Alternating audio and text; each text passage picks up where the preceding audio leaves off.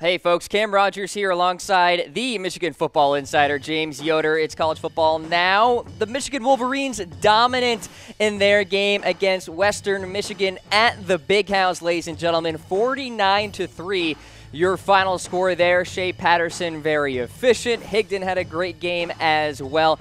We've got the highlights for you here. Let's take it to the Big House.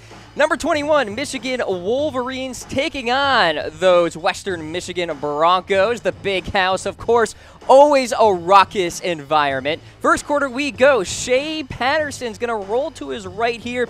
Yes, Mr. Sean McCune out of the flat, reaching for the end zone. Touchdown, Michigan, 7-0 your score at that point.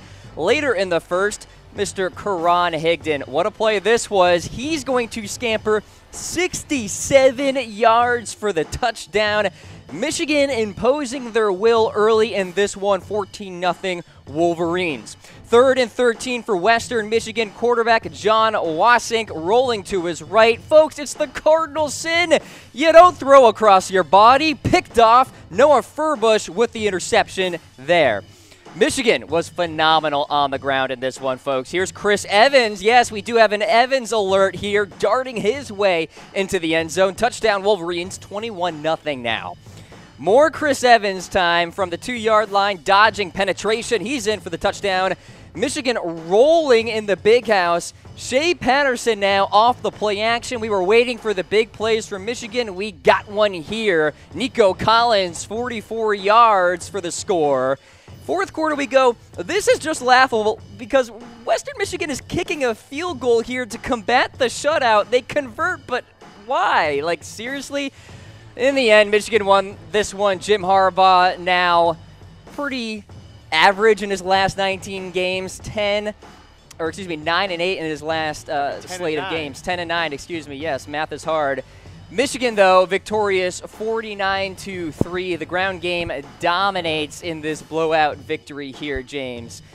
Obviously a bounce-back performance for them coming off that loss to Notre Dame in South Bend. Shea Patterson was efficient in this one, 12 of 17, but also Karan Higdon was really dominant. On 13 carries alone, 156 yards, 1 touchdown. 12 yards per carry. You know, he got some better push-up front, Cam, from his offensive line. You saw a little life out of those guys against, the little brother in the state. 13 carries, 156. Nice game out of Chris Evans, the 1B running back, backup running back, who's seen a lot of time over the last 2 years. 12 yards per carry.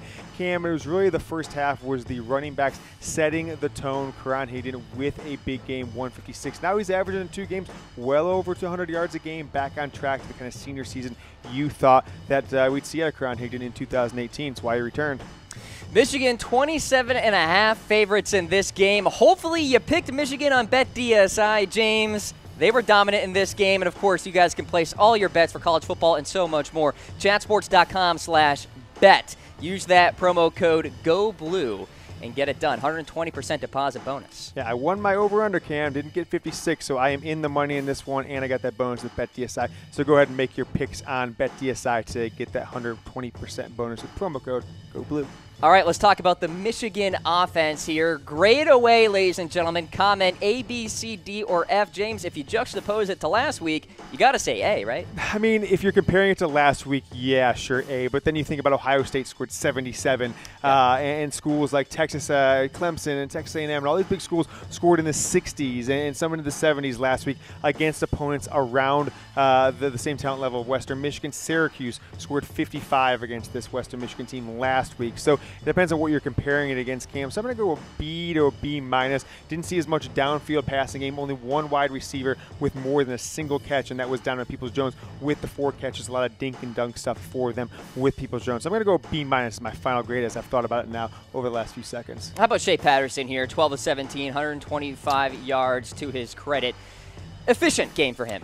Yeah, very un-Shea Patterson, what we expected him from Ole Miss, where he was throwing the ball 38 to 45 times a game, completing 30-plus passes. So now in his 2 games at Michigan, 47 pass attempts, 32 of 47. I'll do quick math. That's around 67, 68% completion. Very efficient. Gets the touchdowns today, quite a few of those. So definitely 3 touchdowns. Yeah, in 3 total. touchdowns. Then we had a little error there, but no big deal. No interceptions, no turnovers for Michigan today. 3 touchdowns for Shea Patterson on the day. 2 to wide receivers, breaking that streak. We'll show those guys here. Coming up, and there we go, Cam. There 1 he is. catch for Nico Collins. It was an important 44 yards. The streak breaker, Cam. 12 straight games.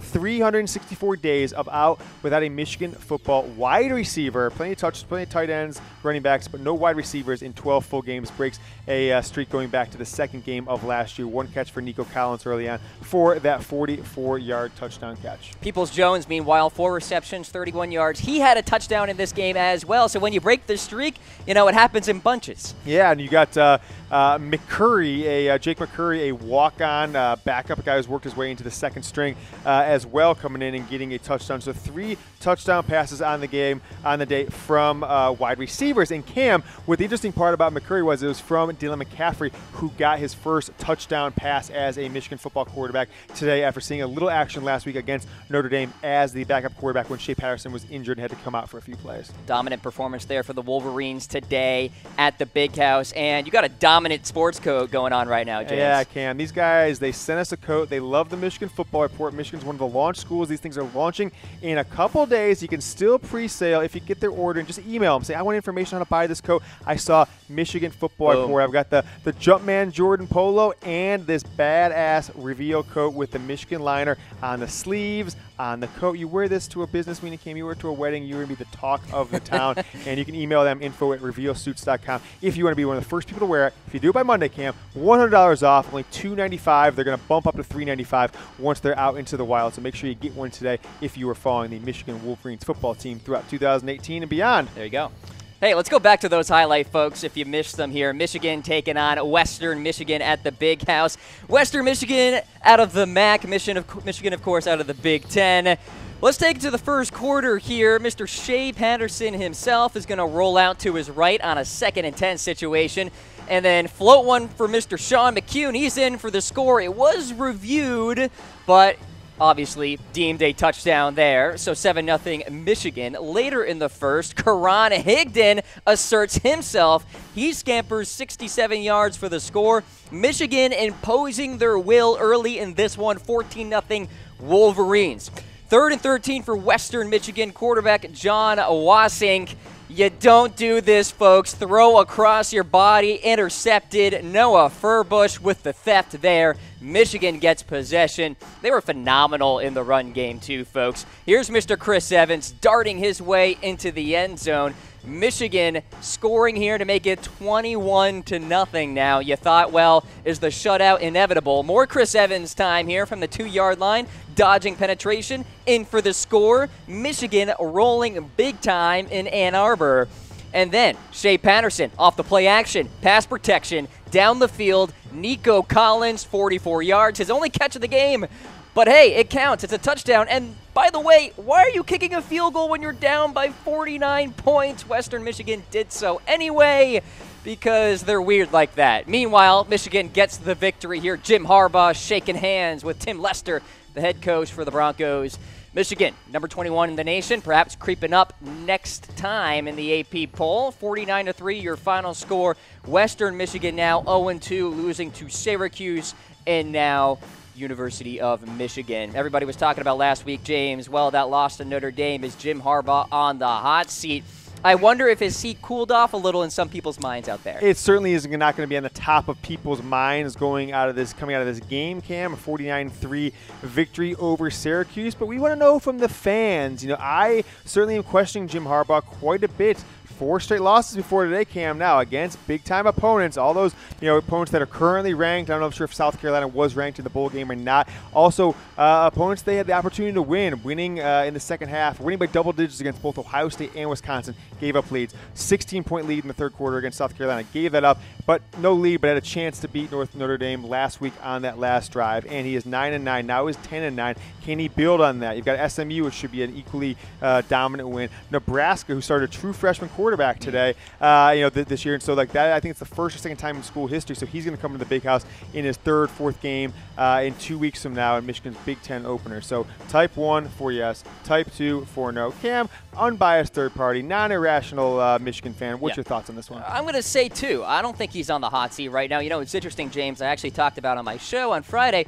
There was a rumor out there from Bleacher Report that referenced an anonymous executive saying that Jim Harbaugh is going to the NFL next year. Bank on it, quote unquote. Huh? Well, I don't think that's true, but I will say this. He is now 4th head coaching job, Cam. He has never been anywhere past 4 years. 3, 4, 4, and now this is his 4th year at Michigan. And much like Urban Meyer, I think had never been anywhere past 6 years. I think this is his 7th year at Ohio State, but has yet to coach a game there. He's at Florida for 6, Utah for 2, Bowling Green for 2, and now Ohio State has 6th year. It might be a 7th year this year, yeah. So this would be the first time he's been in the job for 7 at Ohio State if he comes back. I will say this. Jim Harbaugh needs to stay in college. He should not go to the NFL. He belongs in the college ranks. Yet he has not had the success at Michigan that he had at Stanford in his last couple of years, or, of course, 3 straight NFC championship games and a loss to your Baltimore Ravens in the Super Bowl about 6-7 years ago. Yep. Absolutely. Hey, folks, get those comments in. We want to hear your thoughts on Michigan's victory here.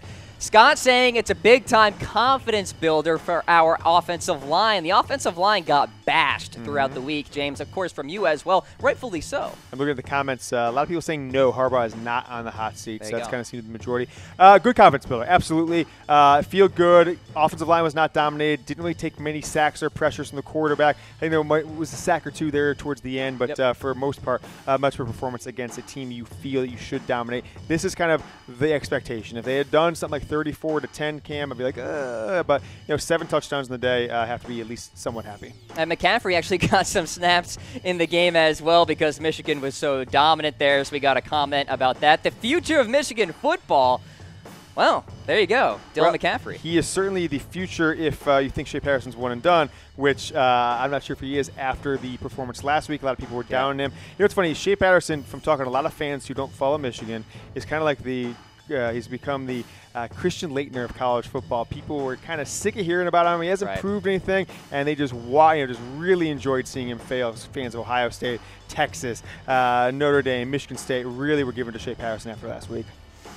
All right, so keep those comments flowing here on Facebook Live, ladies and gentlemen. Want to hear what you guys have to say about this game here for Michigan. The schedule gets tougher, James, so this was just kind of a quasi-bye week, if you will, for the Wolverines. Yeah, and if you think about this, Cam, after these next few, you've got a few weeks of 2 weeks in a row of kind of cupcake games. Then you've got decent matchups. You've got Nebraska. Then you've got Northwestern a little bit after that. Then you go into late October to early November. 3 straight games in 4 weeks. The bye in there. You have teams that are currently ranked in the top 11 in the country. You've got Wisconsin, followed by Michigan State. Bye week. Penn State, right? 3 games in a row. You're facing teams that most likely will be in the top 10, if not higher, at that point. So as such, Jim Harbaugh has to win. Gosh, if he loses 2 of those 3 Cams, that seat is burning hot at that point. So 1 for yes, 2 for no. Let us know what you think. I think the decision we made this year, I know when Willie's in the hot seat because he loses more than 2 games, Cam, he goes into next year